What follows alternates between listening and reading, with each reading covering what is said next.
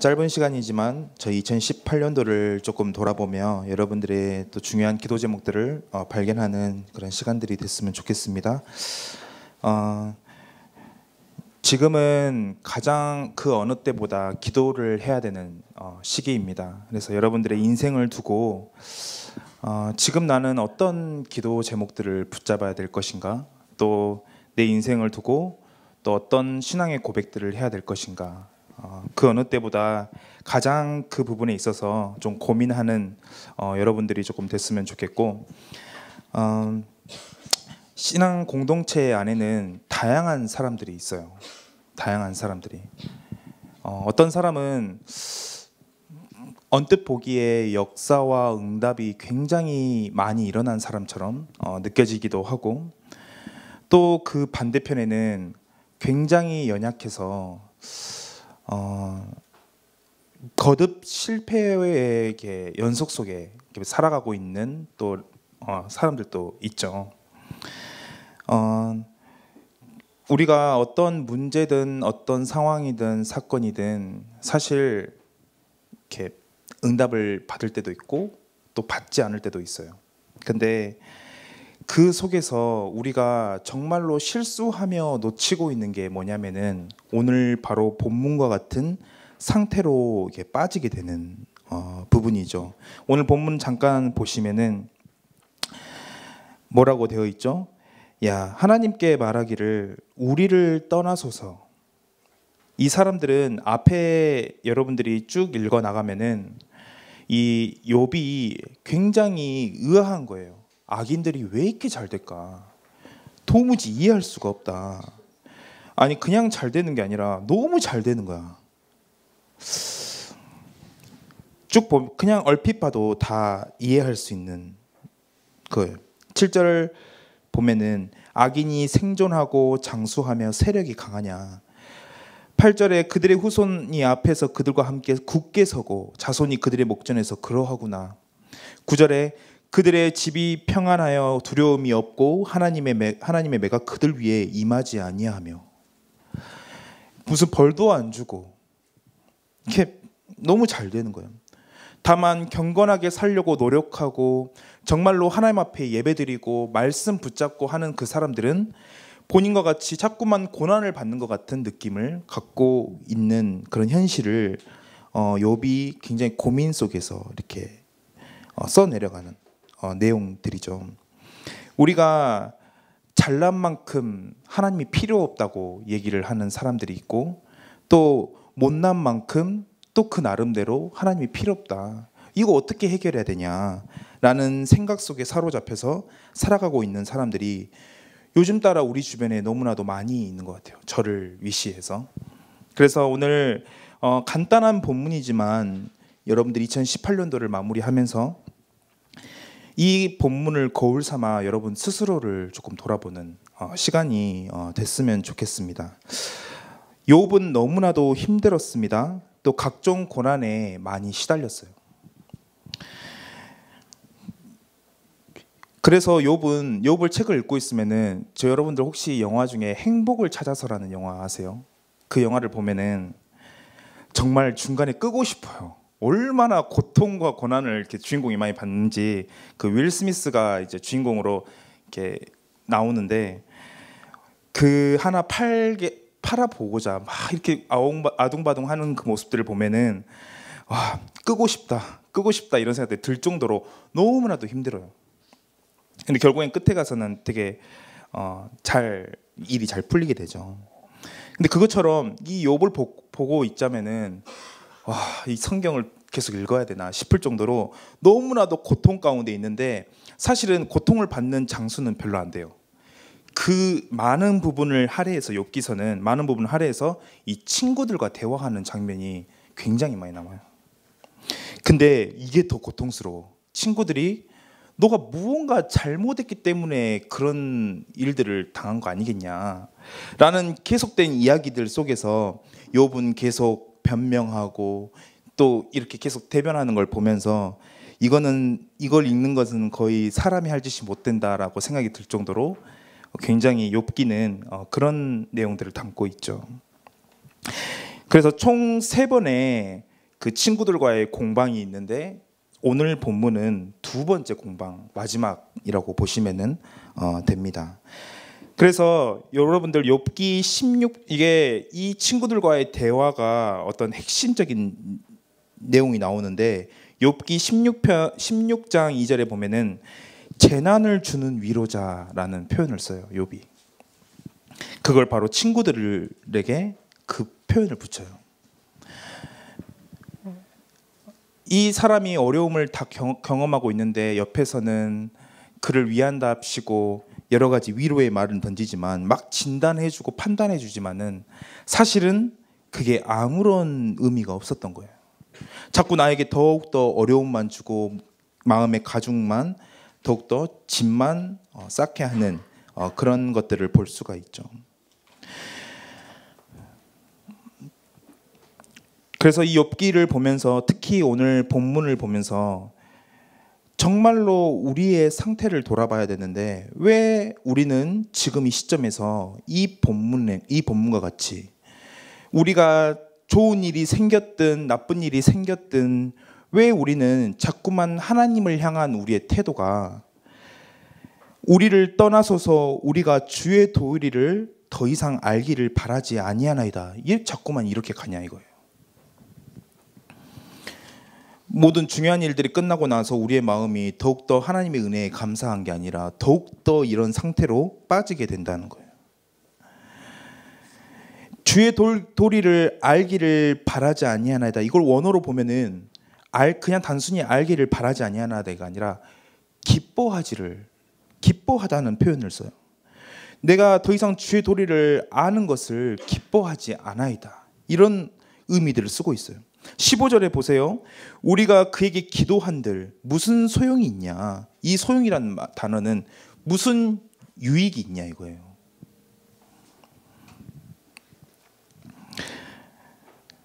저는 오늘 이러한 모습이 왜 그럴까? 라는 걸 여러분들이 오늘 이 자리에서 같이 고민해 봤으면 좋겠어요. 왜 그럴까? 저는 오늘 첫 번째로 본론의 첫 번째로 우리는 우리의 모습, 자꾸만 이 태도로 가게 만드는 그런 모습이 있다는 거예요. 그 모습이 뭡니까? 저는 그 모습을 3가지로 보는데 그 중에 첫 번째로 이 조급한 응답을 자꾸 갈망한다는 것. 조급한 응답을. 내가 지금 당한 고통은 어떤 면에서는 참을 수 있습니다. 근데 아무런 문제 없이 승승장구한 그 옆에 사람을 보면은 그들 모습 속에서 오늘 본문과 같이 깊은 좌절감을 느낄 수밖에 없어요. 내가 고통받는 건 아무것도 아니야. 그냥 좀 참으면 돼. 시간이 해결해 주겠지. 근데 이상하다. 나는 이렇게 오늘도 교회에 나오고 오늘 내가 저 친구보다 말씀도 더 많이 듣고 내가 더 기도하고 더 하나님 앞에서 헌신하는 부분들이 있는데도 나보다 그 사람이 응답을 더 많이 받는 것 같은 느낌이 자꾸 드는 거예요. 나를 자꾸만 조급하게 만드는 것. 그런 열등감은 점점 심화되고 있다는 사실. 그게 우리로 하여금 자꾸만 오늘 본문의 14절, 15절로 향하게끔 만드는 이유 중에 하나라는 것입니다. 또 하나는 뭡니까? 방향을 잃어버린 삶에 빠져 있다는 거예요. 오늘 포럼처럼 우리의 비전이 무엇인지, 소명이 무엇인지 궁금해하지도 않고 마치 그 부분에 있어서 마비된 것 같은 느낌을 갖고 있다는 거예요. 어떤 학자는 그럽니다. 우리 삶이 무관심과 권태의 삶이라고 합니다. 이게 마치 이 활의 시위가 끊겨서 그냥 그 자리에 머물러 있는 상태라고 표현을 하기도 해요. 제자리를 상실한 듯이 마비된 그 상태로 서 있는 게 지금 우리의 현대의 모습이라고 표현을 하고 있습니다. 왜 그렇습니까? 왜 우리는 이렇게 살아가고 있죠? 저는 끊임없이 우리는 많은 정보를 이렇게 받아들이고 있어요. 무슨 정보냐면은 저희는 어느 그 시대 때보다 우리의 어른들 또 우리의 부모님 세대보다 더욱더 정보를 많이 얻고 있어요. 그 정보는 무엇이냐?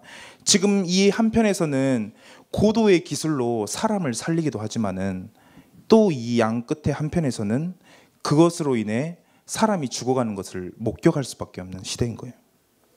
수천 명이 전쟁에서 무기력하게 죽어가고 있고, 우리가 여러 가지 생명이 살아나는 그 기쁨들을 막 그 있잖아요. 막 광고도 하고 여러분들의 얼마를 후원하면은 이 사람들이 물을 얻게 됩니다. 여러 가지 이야기들은 듣고 있지만 또 반대편에서는 비인권적인 어떤 실태들이 막 일어나고 있는 거예요. 양 극단에서 우리는 정보가 너무 과잉이 돼 버렸어요. 또는 뭡니까? 우리가 기술은 많이 발전하고 비행기도 띄우고 막 댐도 만들고 이렇게 하는데 이게 너무나도 허망하게 지진으로 인해서 무너져 버리는 것도 우리는 많이 목격하고 있어요. 이러한 정보의 과잉과 여러 가지 상황에 우리 삶이 보통의 삶은 아니라는 거예요. 그러니까 여러분들이 이러한 삶으로 인해서 나는 뭐하고 살아야 되냐, 나는 대체 어떤 목적으로 이 삶에 태어났나, 신앙이냐 신앙이냐 아니냐라는 걸 떠나서 그런 정보 속에서 살아갈 수밖에 없는 상황. 조금 더 깊이 더 이야기를 하자면은, 그러니까 약간 그런 거예요. 모든 것을 다 받아들일 수 있는 상태인 거예요. 관용이 넘치는. 근데 사실은 아무것도 받아들여지지 않는 상태. 너의 생각? 그래, 나 존중해. 근데 그거를 깊이 공감하진 않아요. 그런 상황 속에 있어요. 그래, 각자 생각은 다 다르지. 근데 내가 지금 어떻게 느끼는 거가 중요한 거야 라는 생각 속에 빠져서 오늘 자꾸만 오늘 14절 15절로 상태로 자꾸만 빠져드는 것 아닙니까? 그리고 세 번째는 무엇입니까? 여기서 더욱더 내게 지금 현재 유용한 것은 무엇이냐? 유용한 것은 무엇이냐? 어느 시대든 하나의 관점, 하나의 사상, 그리고 불변한 하나의 것은 없어. 그런 건 없어. 진짜 내게 지금 이 순간 나에게 유용한 게 무엇인가가 더 중요한 거야 라고 생각하는 우리의 태도. 이 상황이 지금으로 하여금 자꾸만 하나님의 뜻을 더 이상 알기를 멈춰버리고, 그리고 우리가 그에게 소리 높여 기도한들 도대체 무슨 소용이 있냐라는 앞에서 계속된 패배감에 이렇게 우리는 신앙생활을 멈춰 있는 상태에 있을 수밖에 없는 것이죠. 우리는 너무나도 불쌍한 그런 상황 속에 있다고 보시면 됩니다. 그럼 어떻게 해야 됩니까? 그러면 대체 우리는 어떻게 앞으로 나아가야 됩니까? 라고 하면은, 저는 오늘 여러분들에게 두 번째로 그리스도를 주인으로 삼아라. 그리스도를 주인으로 삼아라. 이 말씀을 드리고 싶습니다. 여러분들이 이 상황 속에 놓여 있습니까? 사실은 제가 정리했지만 다 제가 계속 느끼고 있는 부분들이에요. 저도 이 부분에서 자유롭지가 않아요. 근데 우리가 이거를 해결하기 위해서는 어떻게 해야 되냐? 그리스도를 주인으로 삼아야 돼요. 오늘 본문 15절에 뭐라고 되어 있죠? 전능자가 누구이기에, 이거 비꼬는 거예요, 표현이. 야, 누구냐 대체? 우리가 왜 섬겨야 되냐? 지금 우리의 신앙의 수준이 다 이 정도 수준에 있다는 거예요. 지금 예수 그리스도가 나에게 어떤 의미를 던지고 있는지, 무슨 상관이 있는지, 그런 것들은 전혀 중요하지가 않아. 그냥 내가 중고등학교 때부터 초중고 때부터 계속 알아왔던 지식으로 그냥 머물러서 더 이상 알고 싶지도 않고 더 이상 그걸 추구하고 싶지도 않은 상태에 빠져 있다는 거예요. 그런데 오늘 이 그리스도를 주인으로 삼는다는 것은 뭘로 시작해야 되냐면은 바로 갈라디아서 3장 1절로부터 시작이 돼야 돼요. 갈라디아서 3장 1절은 무엇이라고 얘기를 하고 있냐면은, 아무리 생각해도 답은 이거예요. 뭐라고 얘기를 했죠? 어리석도다 갈라디아 사람들아, 어리석도다. 예수 그리스도께서 십자가에 못 박히신 것이 너희 눈앞에 밝히 보이거늘 누가 너희를 꾀냐. 눈앞에 밝히 보이는데, 바로 너 때문에 죽었다라는 사실이 눈앞에 밝히 보이는데 너가 어느 핑계를 대고 어느 곳에 자꾸 숨어서 자꾸 이러한 사실들을 감추려고 하냐라고 물어보고 있는 거예요. 스펄전이 이런 이야기를 했습니다. 하나님의 자녀 중에 울지 않는 자녀를 본 적이 없다라고 표현했어요. 여러분들 이 체험이 있습니까? 우리가 정말로 그리스도의 십자가가 내 눈앞에 십자가에 못 박힌 게 밝히 보이는데 그게 어느 누가 죽인 게 아니야. 내가 죽였어. 내가 그분을 십자가에 못 박히게 만들었다는 사실 앞에 여러분들 얼마나 그 눈앞에 여러분들이 서 있다고 생각해 보세요. 얼마나 우리는 어떤 걸 느껴야 될까요? 이 앞에 서 있으면은 여러분들의 능력, 여러분들의 것 얼마나 주장할 수 있습니까? 그러한 것 때문에 십자가에 못 박히셨는데 그 체험이 오늘 우리에게 점점 더 필요한 시대예요. 우리가 앞으로 우리 대학생들이잖아요. 그러면 교사를 통해서 우리 렘넌트들 키워나가야 되잖아요. 그러면은 여러분들 정말로 마음으로 애통함을 느껴서 진짜로 그 아이들을 봐야 돼요. 뭘 봐야 되냐면은 이 아이에게 이 그리스도의 십자가가 나를 위해 죽었다는 그 사실들을 알 수 있도록, 그걸 정말 체험할 수 있도록 만들어줘야 되는데 어떻게 해야 되지? 재밌는 행사, 재밌는 활동들, 그런 것들은 할 수 있어요. 시간만 내면 돼요. 돈만 좀 쓰면 돼요. 근데 이 아이들에게 인생을 완전히 바꿀 만한 복음은 어떻게 심겨줄 수 있겠냐는 거예요. 그리고 나 스스로에게 이게 정말 나에게 답이 맞냐는 거를 어떻게 심겨줄 수 있겠냐는 거예요. 그게 오늘날 우리가 처해진 가장 중요한 사실이라는 것이죠. 그리스도를 주인으로 삼는 것. 그래서 이 그리스도를 내 눈앞에 보게 되면은 더 이상 내 것을 주장하지 않고 더 이상 내가 뭔가를 더 잘할 수 있다라고 여기지 않고 점점 기도 속으로 갈 수밖에 없게 되겠죠. 사실은 14절, 15절은 완전히 자기 자신에게 충만해진 상태예요. 낙심을 해도 내가 못나서 낙심한 거고 뭔가를 잘해서도 내가 잘나서 잘한 그런 상태. 그러니까 기도할 필요도 없죠. 전능자가 필요가 없죠. 내가 내 인생 사는 건데. 우리 안에서 기도가 사라지고 있다는 것은 바로 그러한 중심들이 자꾸만 커져가고 있는 것은 아닌지 돌아볼 필요가 있는 것이죠. 사람 앞에 있으면 몇 시간씩 이야기할 수도 있는데 왜 우리는 기도 시간 정해지면은 단 5분도 10분도 기도하기가 힘든 걸까? 우리 정말 하나님 믿는 거 맞는가? 우리 정말 그리스도를 주인으로 삼는 것 맞을까? 요한복음 14장 14절에 예수님이 약속하셨잖아요. 내 이름으로 무엇이든지 내게 구하면 내가 시행할 거야. 너희가 내 안에 거하고 내 말이 너희 안에 거하면 무엇이든지 원하는 대로 구해봐봐. 그러면 이룰 거야. 15장 7절에 요한복음 15장 7절에 그렇게 말씀하셨죠. 많은 부분 기도했지만 응답이 안 된 것 같습니까? 여러분들 착각하고 있는 거예요. 어떤 사람이 이렇게 말했다고 합니다. 하나님이 내 기도에 언제나 응답하신다는 것은 아니다. 언제나 응답하는 건 아니다. 만일 그렇게 하셨다면은 나는 적합하지 않는 남자와 결혼했을 것이다. 이렇게 표현을 했더라고요. 이게 빌리 그레이엄 그 사모가 그렇게 이야기를 했었어요. 하나님이 왜 그 사실에 응답하지 않았고 더 나은 것을 우리에게 준비하시는지 하나님 말씀으로 계속 우리에게 알려주고 있잖아요.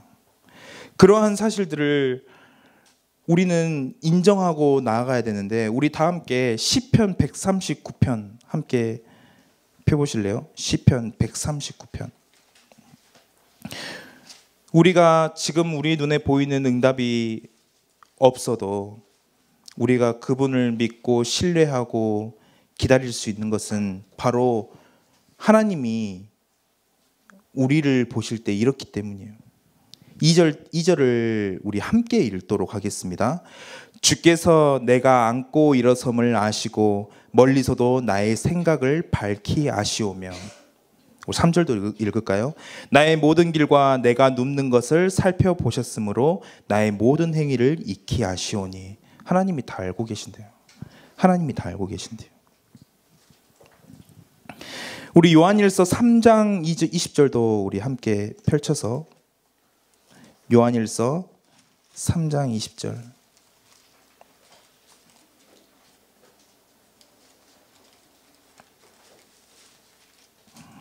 요한일서 3장 20절. 우리 한 목소리로 읽도록 하겠습니다. 이는 우리 마음이 혹 우리를 책망할 일이 있어도 하나님은 우리 마음보다 크시고 모든 것을 아시기 때문이라.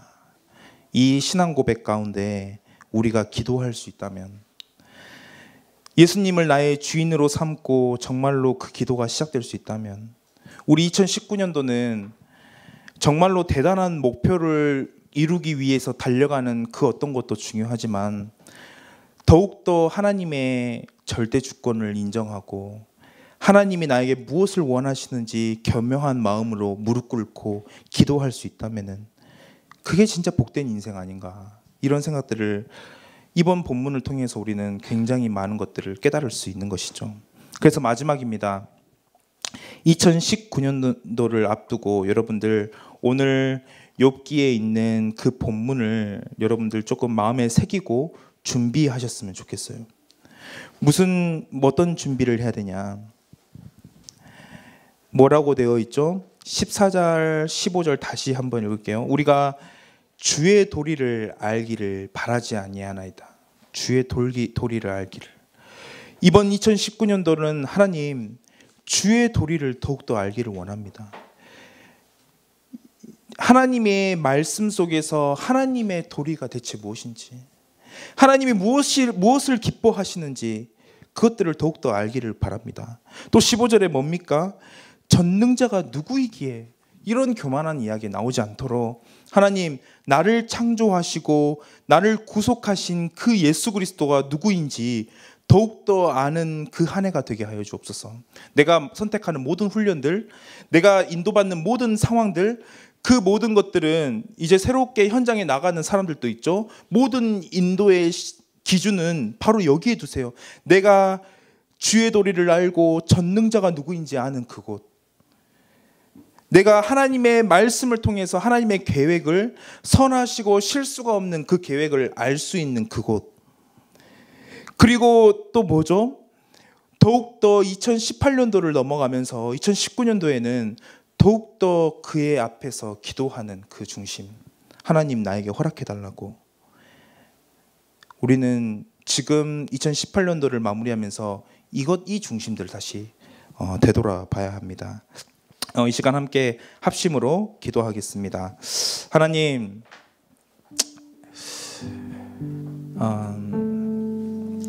이 시대 가운데 살고 있는 우리는 여러 가지 환경에 또 나보다 뛰어나다고 생각되는 그 사람의 많은 영향을 받고 또 살아가고 있습니다. 하나님, 그렇게 형성된 우리의 세계관은, 또 우리의 성격은 자꾸만 하나님의 말씀에 멀어지고 하나님이 기뻐하시는 것에 멀어지는 그 상태 속에 자꾸만 빠져들어가고 있습니다. 하나님, 오늘 2018년도를 우리가 마무리하며 정말로 이러한 나 자신을 제대로 보고 하나님, 더욱더 하나님의 도리를 알고 나를 창조하시고 구속하신 그분이 누구인지를 알기를 원하오니 하나님, 오늘 이 시간 하나님 앞에 정말로 기도하길 바랍니다. 하나님, 더욱더 정말로 하나님 한 분을 알기를 원합니다. 2019년도에 정말 이 사실을 깊이 고백하고 누릴 수 있는 그 현장으로 나를 인도하여 주옵소서.